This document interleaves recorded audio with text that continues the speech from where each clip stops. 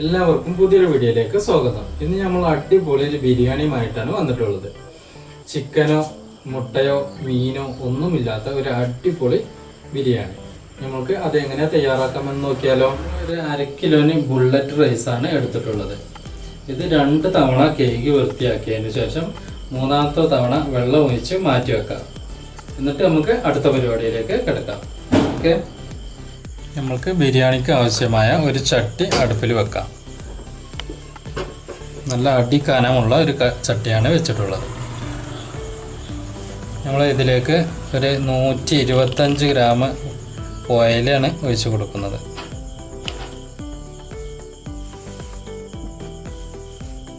നന്നായി ചൂടായതിനു ശേഷം നമ്മൾക്ക് ഇതിലേക്ക് വലിയ ഉള്ളി ഇട്ട് കൊടുക്കാം. ഒരു 100 ഗ്രാം ഉള്ളിയാണ്, വലിയ ഉള്ളിയാണ് നമ്മൾ ഇതിലേക്ക് ഇട്ട് കൊടുക്കുന്നത്. നല്ലതുപോലെ ഇളക്കി കൊടുക്കാം. ഇതിലേക്ക് നമുക്ക് പട്ട, ഗ്രാമ്പു, ഏലക്ക, ജാതിക്ക ഇത് നമുക്ക് കുറേശ്ശെ ഇതും ഇട്ട് കൊടുക്കാം.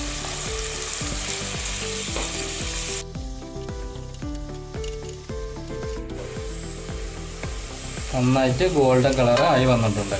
ഇപ്പോൾ നമുക്ക് മല്ലിച്ചപ്പ് ചേർത്ത് കൊടുക്കാം. ഇത് ശകലം മല്ലിച്ചപ്പാണ് ചേർക്കുന്നത്. പുതിന കൂടി ചേർത്ത് കൊടുക്കാം. നമ്മൾ മല്ലിച്ചപ്പ് എടുത്ത അളവിൽ തന്നെയാണ് പുതിനയും എടുത്തിട്ടുള്ളത്. നമുക്ക് സിമ്മിൽ വെച്ച് നന്നായിട്ട് വഴറ്റിയെടുക്കാം.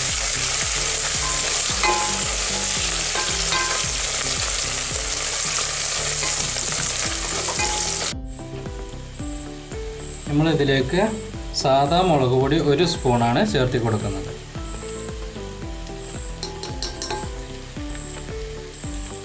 ഇതിട്ട് നന്നായിട്ട് വഴറ്റിയെടുക്കാം.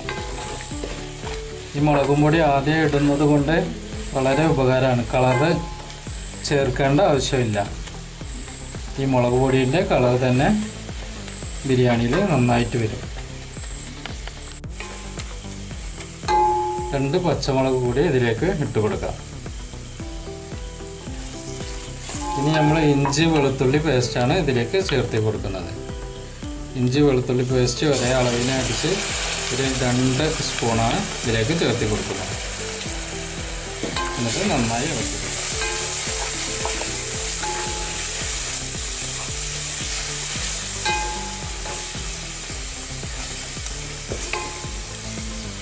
ഇതിലേക്ക് കുറച്ച് തൈര് കൂടി ചേർത്ത് കൊടുക്കാം.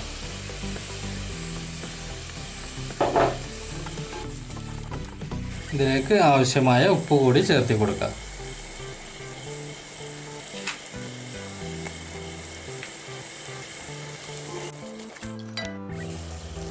ഇതിലേക്ക് ആവശ്യമായ ഒരു വലിയ തക്കാളി ചെറുതായി അരിഞ്ഞു വെച്ചത് കൂടി ഇതിലേക്ക് ചേർത്ത് കൊടുക്കാം.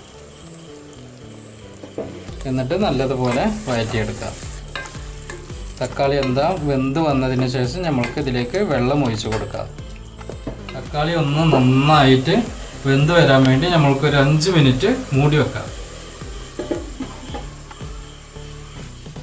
നമ്മൾക്ക് വെന്തിക്കണമെന്ന് നോക്കാം.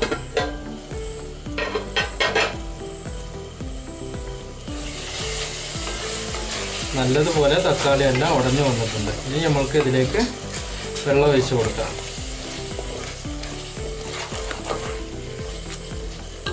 നമ്മൾ അരി എത്രയാണോ എടുത്തിട്ടുള്ളത്, ഒരു കപ്പ് അളവിൽ എടുത്തു കഴിഞ്ഞാൽ വളരെ ഈസി ആയിരിക്കും. ഒരു കപ്പ് അളവിൽ എത്ര അരി എടുത്തത് അതിന് ഡബിളായിട്ട് വെള്ളം ഒഴിച്ച് കൊടുക്കാം.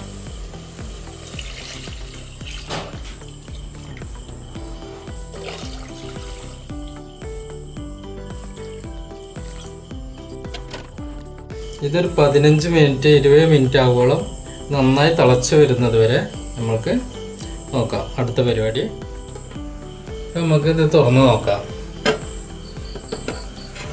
നന്നായിട്ട് തിളച്ച് വന്നിട്ടുണ്ട്. നമുക്ക് പതുക്കെ ഒന്ന് സിമ്മ് ചെയ്യാം. സിമ്മിലാക്കിയതിന് ശേഷം നമ്മൾക്ക് ഉപ്പോ മുളകോ പുളിയോ എന്താ കമ്മിയുള്ളതെന്ന് വെച്ചാൽ ഈ സമയത്ത് ഇതിലേക്ക് ഇട്ട് കൊടുക്കാം.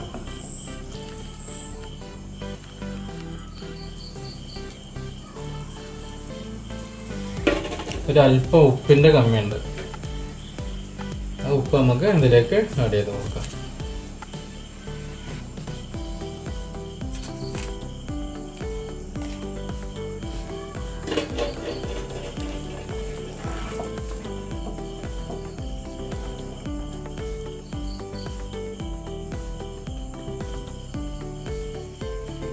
ഇനി നമ്മൾ ഇതിലേക്ക് അരി ഇട്ട് കൊടുക്കാം. നമ്മൾ കഴുകി വൃത്തിയാക്കി വെച്ച അരി കുതിർന്നിട്ടുണ്ട്, അത് നമുക്ക് ഇതിലേക്ക് ഇട്ട് കൊടുക്കാം.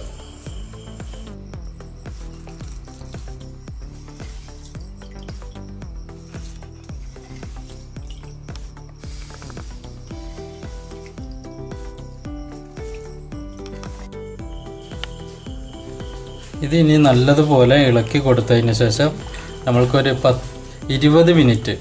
20 മിനിറ്റ് ഇത് ദമ്മിൽ വെക്കണം. 20 മിനിറ്റ് കഴിഞ്ഞിട്ട് ഇനി തുറന്ന് നോക്കാം.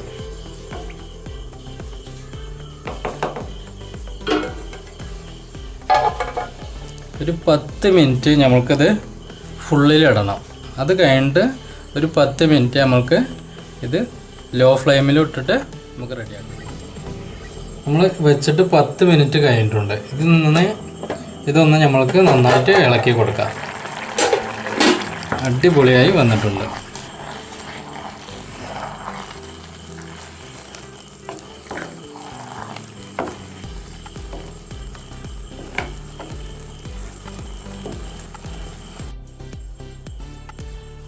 നമ്മളിതിൽ വെള്ളമുണ്ടോയെന്ന് ചെക്ക് ചെയ്യാം. ഒരു ശകലം വെള്ളമുണ്ട്. നമുക്കിനി സിമ്മിലാക്കി ഒരു 5 മിനിറ്റ് കൂടി ഇത് നമുക്ക് ദമ്മിൽ വെക്കാം. നമ്മളിനി ഇതിലേക്ക് കുറച്ച് ഗരം മസാല ഇതിൻ്റെ മുകളിൽ കുറച്ച് ഇട്ട് കൊടുത്തിട്ട് നമുക്ക് ഇത് 5 മിനിറ്റ് ദമ്മിൽ വെച്ച് നമുക്ക് റെഡിയാക്കി എടുക്കാം.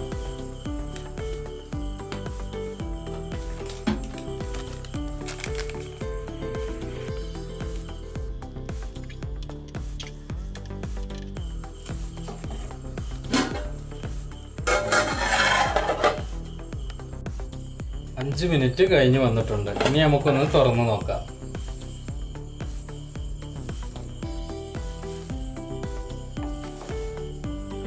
വെള്ളമൊക്കെ വറ്റി നന്നായിട്ട് വന്നിട്ടുണ്ട്. ഇനി നമ്മൾക്ക് ഇതൊരു 5 മിനിറ്റ് കൂടി നമ്മൾക്ക് ഇത് വെറുതെ ഇങ്ങനെ ഒരു ഭാരം വെച്ചിട്ട് നമുക്കിത് സ്റ്റവ് ഓഫ് ചെയ്ത് റെഡിയാക്കി എടുക്കാം.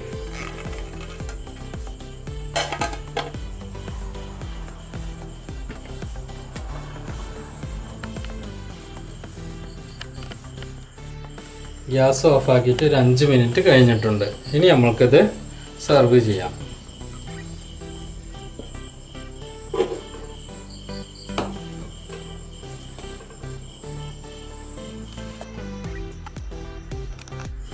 ചിക്കനും ബീഫും ഒന്നും ഇല്ലാത്തൊരു ബിരിയാണി തയ്യാറായി വന്നിട്ടുണ്ട്.